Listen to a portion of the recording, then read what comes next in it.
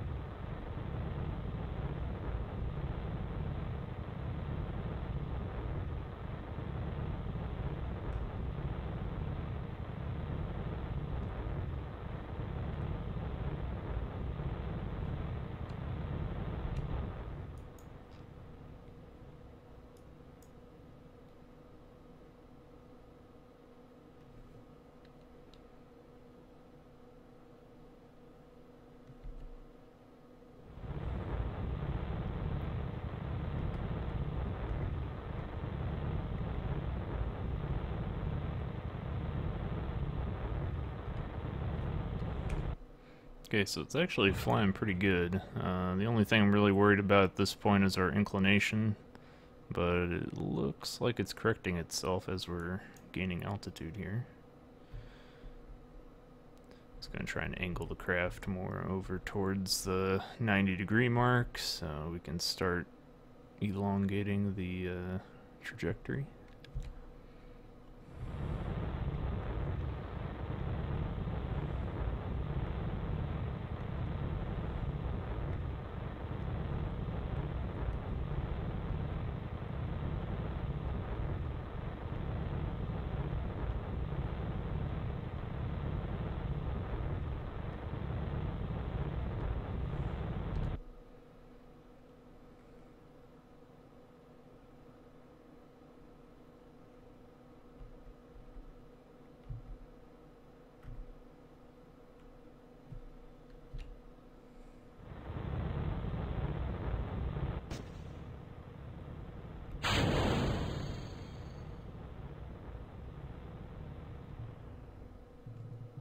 Alright, that's all the staging complete. Nothing exploded, so that's a successful launch. Now we just have to get this thing into orbit here. Make sure I stabilize on the path. It looks like I'm a little off. Trying to stabilize at least. There we go. And kind of found the sweet spot for the inclination node, so you know, we're getting there. 0.1's not terrible, although we should be able to get it up to not a number, hopefully. Let's just go ahead and time warp ahead a little bit here. And we're going to start burning right about now. Go for achieving orbit. Want to get on the mark before I crank up the engine. Alright. Let's check the wobble.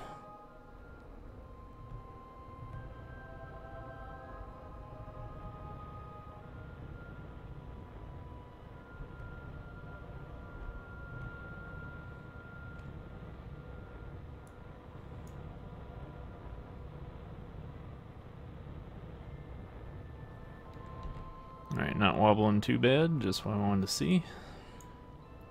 If it starts oscillating too much here on the ball, I'll know, and then it'll start to become unstable, and then we'll have to throttle down to stabilize it. Like right now, it's kind of doing it. Yeah, it's getting there.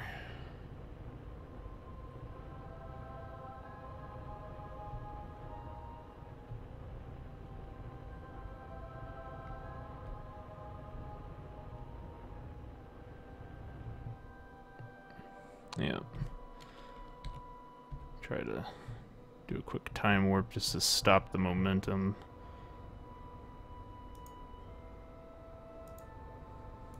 Stupid Windows thing popped up. It's like, do you want to turn on sticky keys? Hell no. I don't want to turn on no stupid sticky keys. Leave me alone, Windows. I'm surprised it still does that in Windows 10. I thought they would have ended that after 7, but I guess not. Alrighty, getting a periapsis here. Want to get it. There we go. Right at the 70,000 mark, maybe a little bit more. Get up to 71,000 just so we're in a safe spot. Alright, so we got a 0.1 inclination there. And the apoapsis is a little high, so gonna have to make a slight correction. Go ahead and rotate the ship the best I can. I really don't want to use up the RCS at this point because I want to have that for docking, and actually I'm probably going to use the RCS on the station core because I imagine that will be a lot more maneuverable than the ring here. So just gotta rotate us around. We still have a ton of fuel, so that's good. And it turns alright. It's not too terrible. Now, the intercept changed between the update, or at least it appears to have from what I tested before.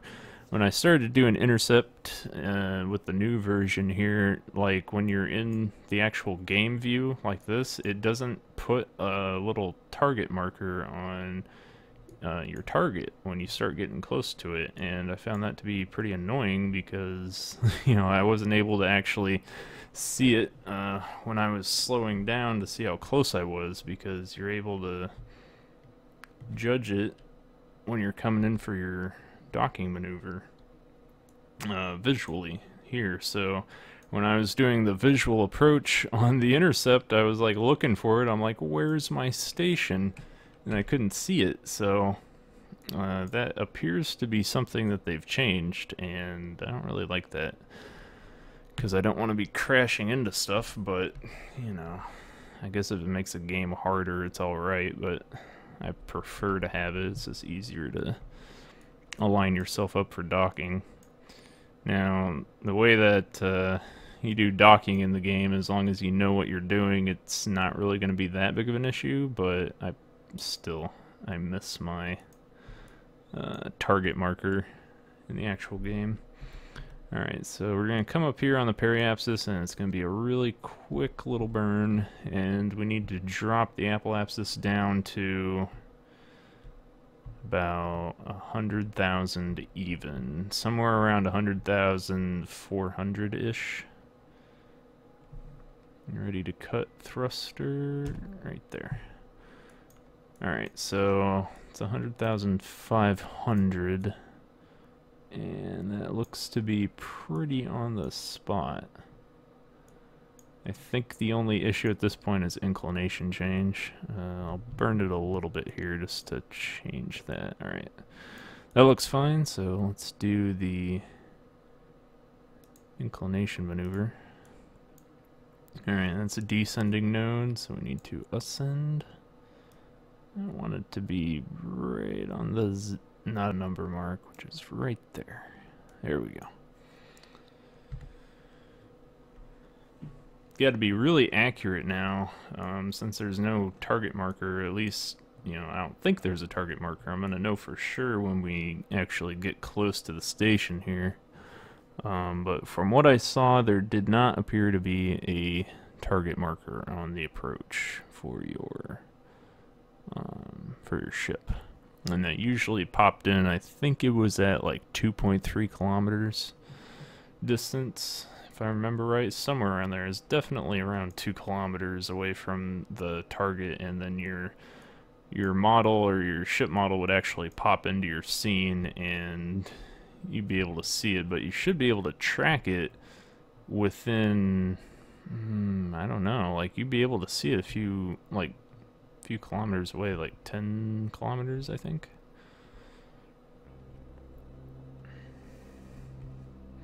Because I remember doing that. So okay, so right on the money, and we'll speed up to the inclination burn here. Now let's see, it's gonna have to catch up to us, so I think I'm gonna have to burn the orbit outward instead of slowing down. Alright, so this is gonna be a really fast burn here. And get ready to cut power right there. Alright, so yep, we're on not a number, perfect. That's right where we wanted to be. Yeah, so see here, if we add a maneuver, it's gonna be on the outset, so we want to actually do this. Oops, come on now.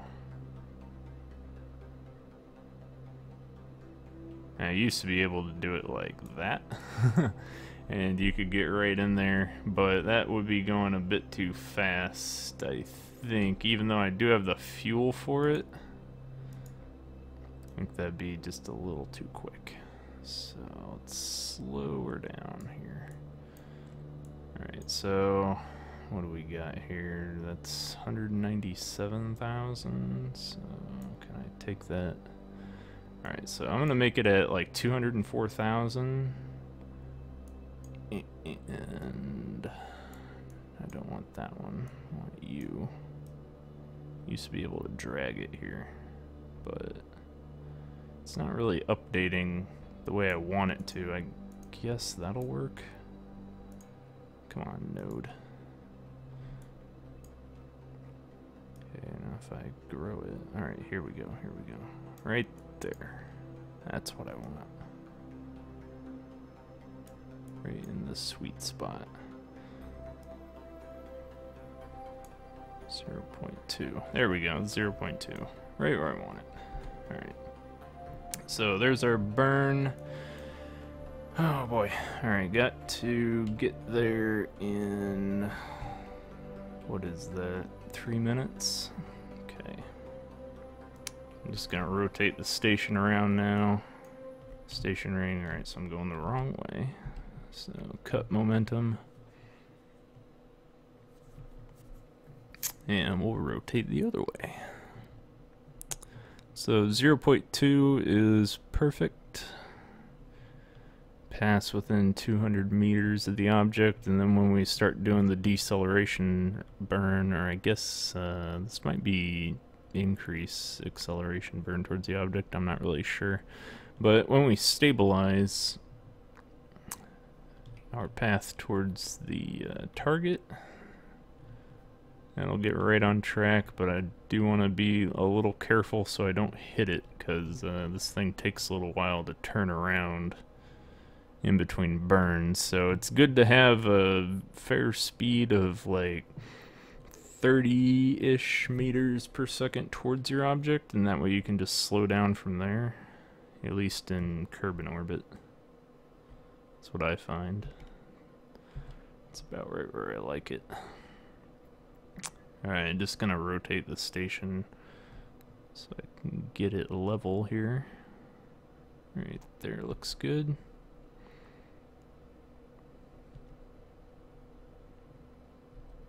Okay, 8 seconds.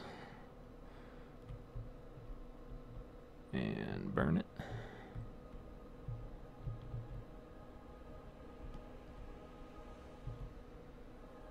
Okay.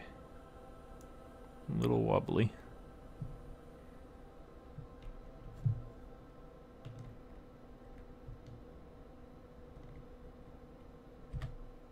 Okay, we're 1 meter per second off. So, oh, that put us right on target. Separation 1.7 kilometers. Perfect. Alright, so that's right where I wanted it to be. Inclination, still not a number. Alright, so that'll put us right on target.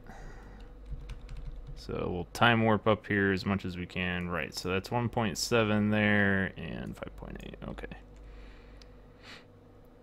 But it should be on this orbit here that we actually get the close encounter of the third kind. No.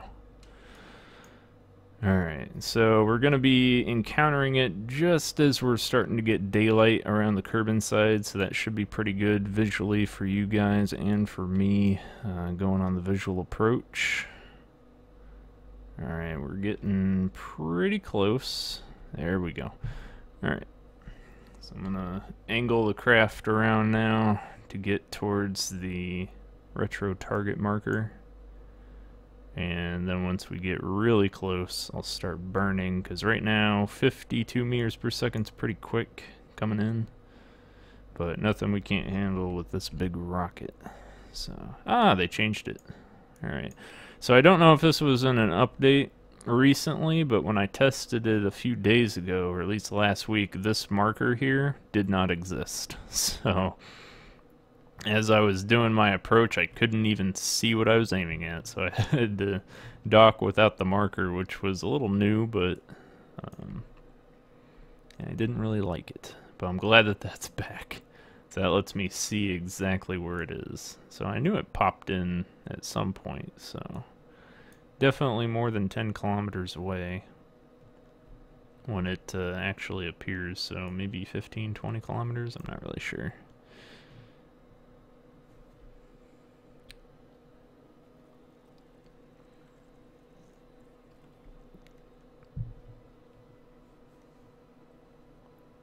So we'll just rotate around here and be ready for docking. It's always tricky maneuvering these really large craft for docking because they take so long to turn, so if you're off when you come in, you basically can't correct with these larger engines anyway. If I made a different version where we had a smaller engine that separated in a stage somewhere around here, it might be a little bit better, but we'll see. Alright, so let's just slowly time warp towards this thing. Okay, so at this point we can see that the marker is off by a decent amount, so I'm going to start rotating here and start burning to adjust the markers so that way they're on top of one another.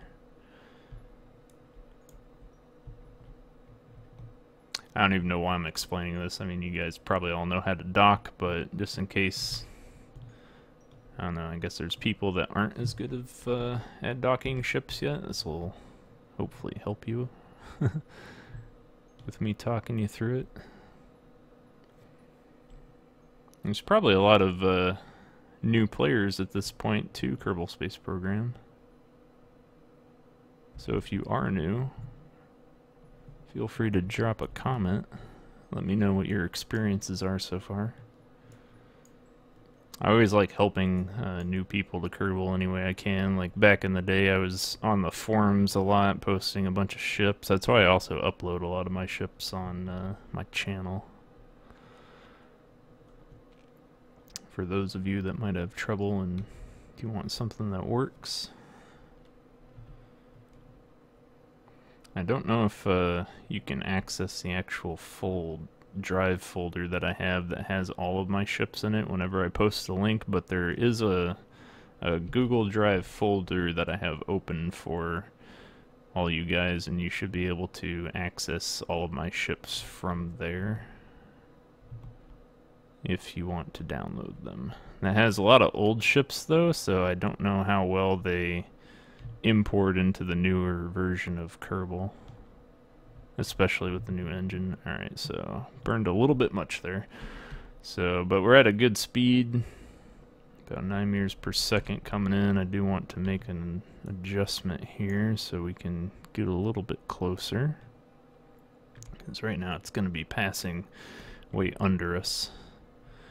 And doing a burn like this, you got to be pretty far off the retrograde marker there, so you don't slow down too much. About like that, so 4 meters per second. I'm going to try to get this thing right on top of it, so that way when I separate we don't drift too far away from it, because I'm going to have to switch ships here mid-flight. Now we're getting real close. Real close. Closer than I'd like at this point. Oh god, turn. Don't collide.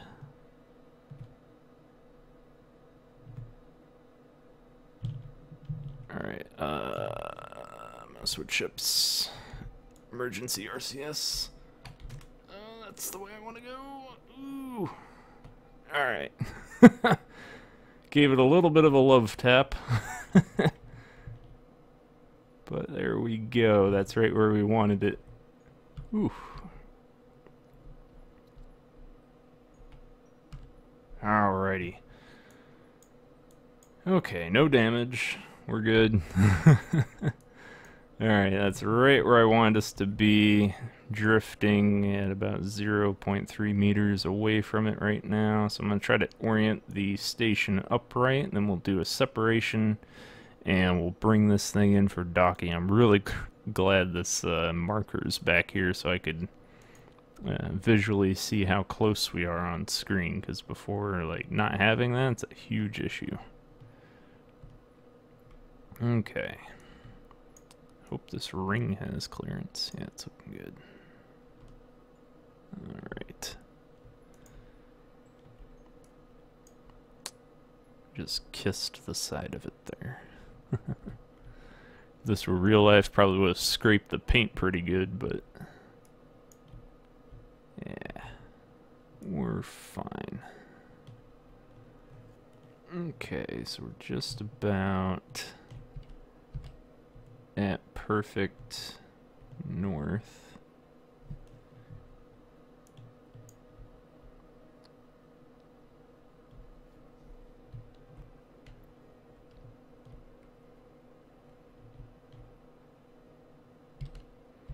Just using time warp to kill momentum.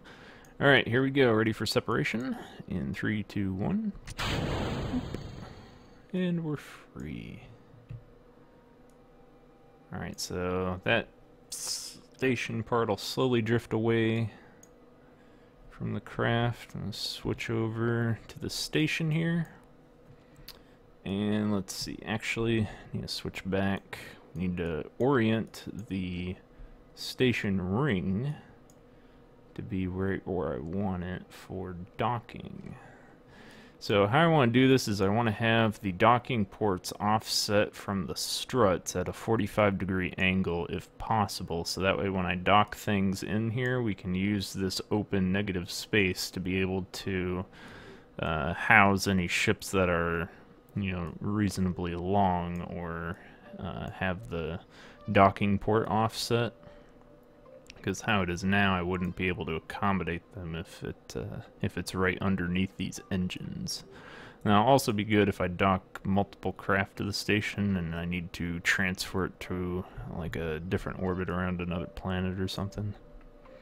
You know, if it ever winds up around the Joule system, which it might. Not really sure yet, but it might. Drifting away a little bit here.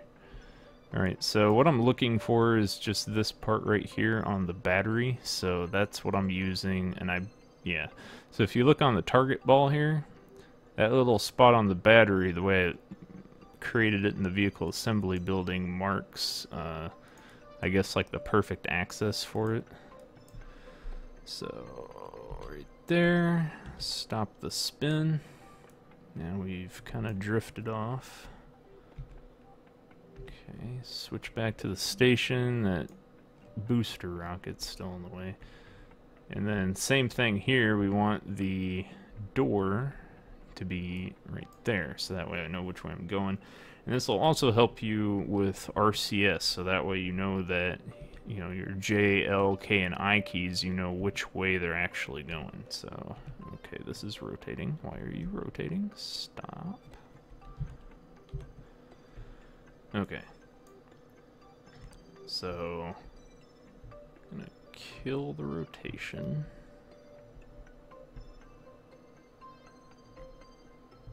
Try to stabilize this sucker.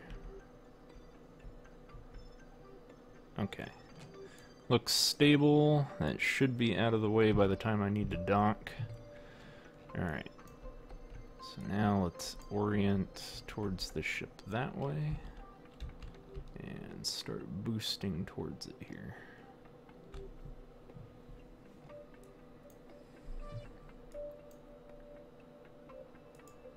Alright, so gonna set that as target.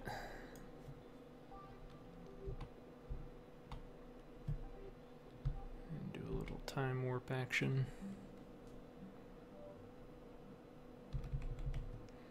Alright, so we're gonna get really close to this booster rocket here, so I might have to go back to the vehicle assembly building and get rid of it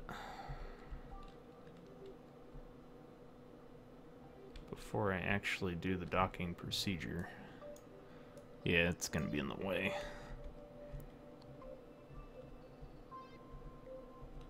Okay, so let's just pause that right there. Let's go back to the Space Center and get rid of this rocket, and then we'll actually finish the docking procedure.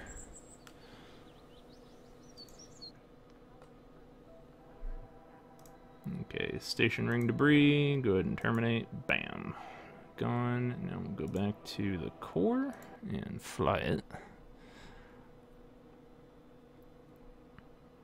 And now with that out of the way, we can go for docking.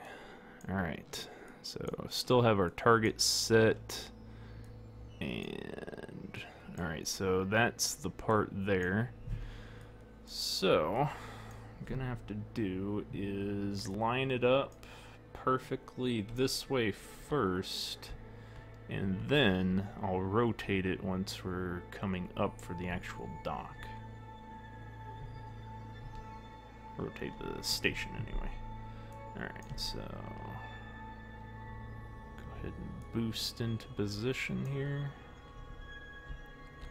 Give it a little bit of thrust upward.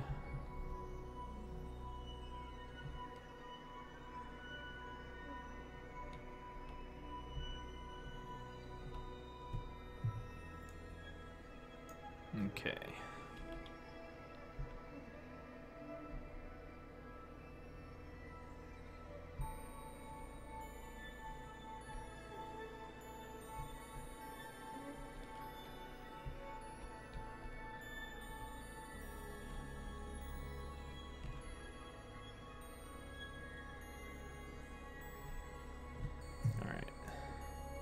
I think we're basically aligned here. Just wanna get right about like that. Alright, and then from the top view here, can rotate it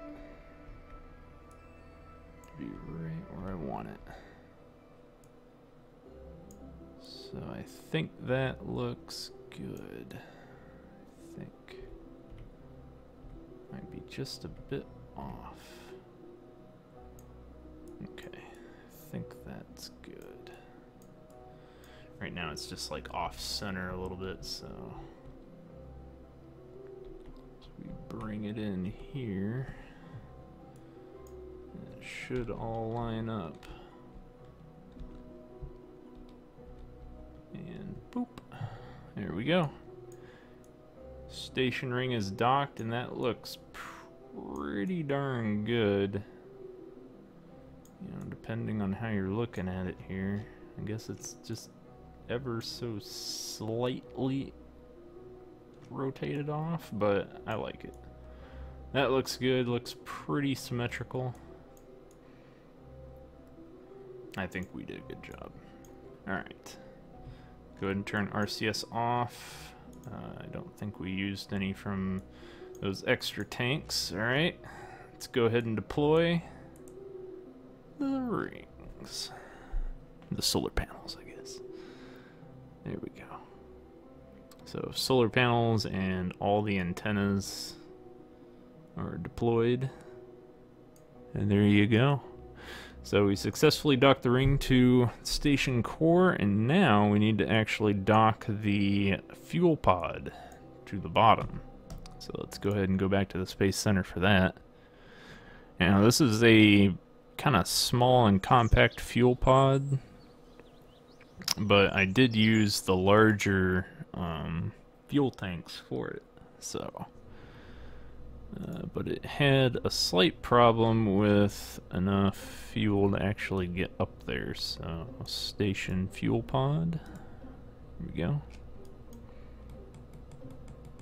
Alright, so here's the station fuel pod up above this section here. So I took 4 of the very small extra large tanks, and I just snapped them to the side there, so they're kind of going a little bit into the main mesh of a larger fuel tank that's like double the size of one of these, and then just kind of strapped RCS thrusters around it. So this should be a decent amount of fuel. I mean, each one of these is what, 1600 there, so times 4.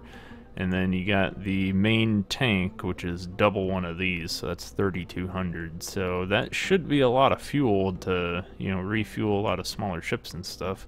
And then this upper section here, you just decouple from the node once you launch it into space. So, actually, I mean, I might want to cut this episode here, guys, and just do a slight adjustments to this so we have more fuel in the rockets for docking, because it gets a little close when I launched it up there before. I don't think I actually put enough fuel into this rocket to be able to get it up there. And successfully dock it. So what I might do is just add some more fuel tanks onto the side here, or at least put like one of these, you know, under these structural pieces over here, just so I can add a little bit more fuel to help get it up to the atmosphere and have enough for docking. But yeah, so this is the fuel pod, guys. We'll go ahead and dock this in the next episode. So hope you all enjoyed, and look forward to the next episode where we dock this, and then I might have the mining vehicle ready by that point too, or we might also test it by docking the shuttle that I designed to the space station and seeing how well that works, and just go in for a quick dock, put it in there, then undock it and try to come in for another landing, guys. So we'll see how well that works. So till next time, guys, thank you for watching and take care.